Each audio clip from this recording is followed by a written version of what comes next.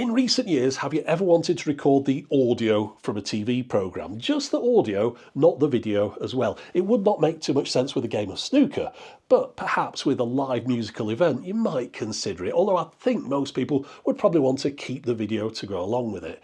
But going back to the 1970s, when a lot of people didn't have the ability to record the video, recording the audio from something was the only way you'd be able to save a copy of it. So, as a result, there were various pieces of technology came out to make that easier. I've shown one of these before in the past. We're going to have a look at another one today from Sony, and this is a HiFi component television. You put it into your HiFi, you can record the audio from the TV show into your various different devices, while also monitoring what's being recorded on a small black and white TV. The device is the VT-M5, and let's have a look at it. Here it is, and what a lovely looking piece of equipment it is too, with its brushed steel fascia, large control knobs, array of paddle switches. It's got a design that complements other Sony HiFi components of the time. Here's a nice picture that someone posted on Reddit that shows it at the bottom of a stack of similarly styled devices. The particular example I have here was manufactured in the latter half of 1977. The various Japanese language labels that adorn the case show that this is a product that Sony made for their domestic market, and I imported mine directly from Japan. Powering it on wakes up that black and white screen, but the fact that I'm not in Japan in the late 1970s means there's no analog TV signal being received. One thing the screen can do, though, is show an audio waveform display, and in order to demonstrate this, I need to feed some audio into the inputs on the back, so let's take a look at what's back there. Well, as you can see, we've got plenty of audio sockets here. You can have two tape recorders going into and out of the Audioscope, and the sound from these travelling to and from your amplifier, together with the audio that's output from the inbuilt TV tuner. When it comes to the video side of things, it's a little bit more restrictive. The only way to get video into this is via an RF signal through antenna inputs.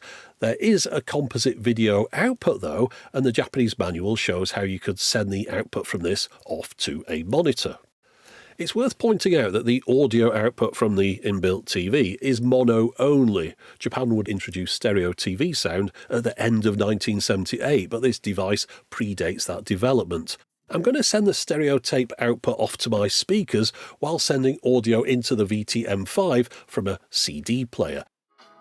Now, while the waveforms are being shown correctly on the screen, I've clearly muddled up the wires for the sound output because it can only be heard coming through the CD's monitor speaker. A quick rejig of the cables later and the audio's getting through to my separate speakers, so let's now take a few seconds to watch the display in action. Notice how it has an illuminated on-screen overlay that only appears when it's in this mode. And yeah, if you're wondering, this is their only choice for the waveform display. This is all it does.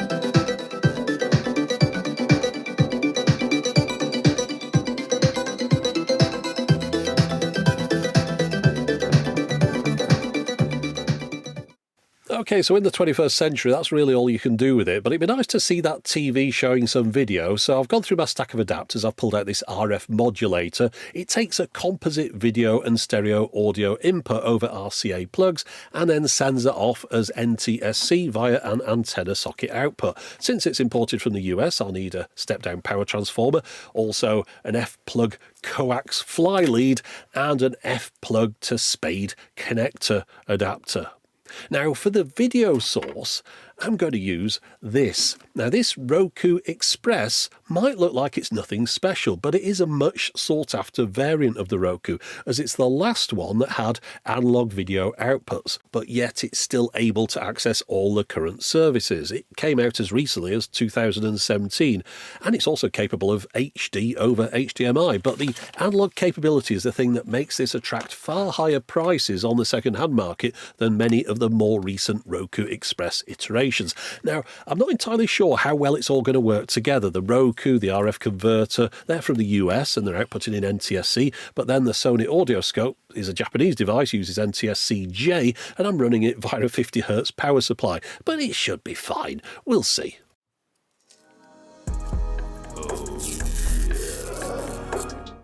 Now, I found the two included Duracells were already inside the remote, and that could have been bad news for leakage, but fortunately they hadn't leaked, and not only that, the batteries were still good. So with everything plugged in, I went to see if I could now watch YouTube on this 46-year-old device, and the answer was a resounding no. I think first we need to check that the video from the Roku is getting through to that RF output. Fortunately, I've got a US TV to test this with. Yes, it does work. The Roku is coming through, although it did need half a dozen successive firmware updates before it could be used. But with all those done, everything signed in and set up, it was time to swap the cables back to the VT-M5, but still nothing. I'm really not sure the tuning wheel's working properly, so instead I've got another option, this RF modulator. It looks like it's PAL rather than NTSC, given the fact it's got SCART connectors on it, but I've got very little information to go on for this. I don't even remember buying the thing. But what it does have going for it is the ability to select an output frequency across the full range. So even if the knob on the Sony is stuck in one position, I can tune this device to match whatever that is able to pick up. Well, that's the theory. And sure enough, with a bit of playing around, I finally got the video output to display on the screen. But there's just one issue. I have a choice of either tuning into the audio or the video, but not both of them at the same time.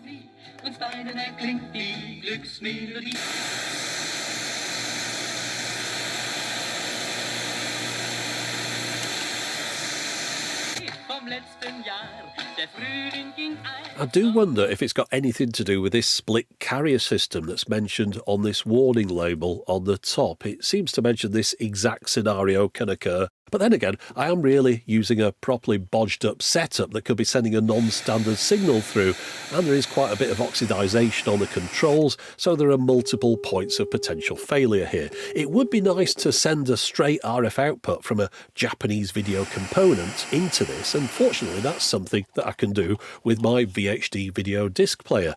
Now, if this doesn't work properly, we know the problem lies at the Sony end. And sure enough, it's unable to tune into the VHD's output. So something is wrong. Let's take a quick look inside. Now, this is definitely not a place to be poking around if you don't know what you're doing. And I don't know what I'm doing. So all I'm going to do is show you what's in here and then move on to do something very simple. Given the oxidisation on some of the paddle switches, I suspect the same issue might be responsible for the non-responsive tuning dial. And since it's unlikely to harm anything, I thought I might as well just try a quick spray of contact cleaner into the back of the control and work it back and forth a bit before putting the lid back on. At the worst, it'll do nothing at all. However, after turning the power back on and working my way through the frequencies, a picture started to appear on the screen. And after a bit more wire waggling and fine tuning, we started to get a relatively decent quality image. A celebrity. Two women drawn together as friends. When you mention the name Hollywood, most people think of the glitter and glamour of movies and movie stars, which helps to explain why Hollywood is the home of the third most popular tourist attraction in America, the Universal Studios Tour. Right, so now that it's working, I can demonstrate the ability to display the waveform of the TV audio overlaid on the screen. Remember, it's just mono, so you only get one wiggly line this time, but you can move it around slightly. Using a sophisticated computer, Gurr calculated the complex procedures that would allow workers to build a machine that, when completed, would weigh close to 14,000 pounds. From giant eyeballs to Kong-sized hands, the construction of this figure was a massive undertaking. It took 5 months and utilized the expertise of 40 workmen. Incidentally, I noticed it was now also able to pick up some radio stations towards the upper end of the FM band. Across Liverpool and the Northwest. This is Greatest Hits Radio. Some of them with a surprising level of quality, considering that this is not connected up to a full antenna, just that short fly lead. Nice and warm with some sunshine and cloudy patches through the afternoon, staying dry this... I'm so glad I was able to get this working well enough to be able to demonstrate all of its features to you, because I think after seeing them you can understand that there aren't enough things there to warrant this going into my HiFi. Whilst it's a beautiful device, it is also a very large one, and it now does very little. All I'd get would be a couple of wiggly lines to go along with the audio from my other components, and I've got plenty of other devices that do a similar thing to that. It would have been a different story back in 1977 in Japan, when you'd put this in your HiFi and you'd be able to pick up analog TV signals and record the audio from them onto your tapes or your reel-to-reel machines.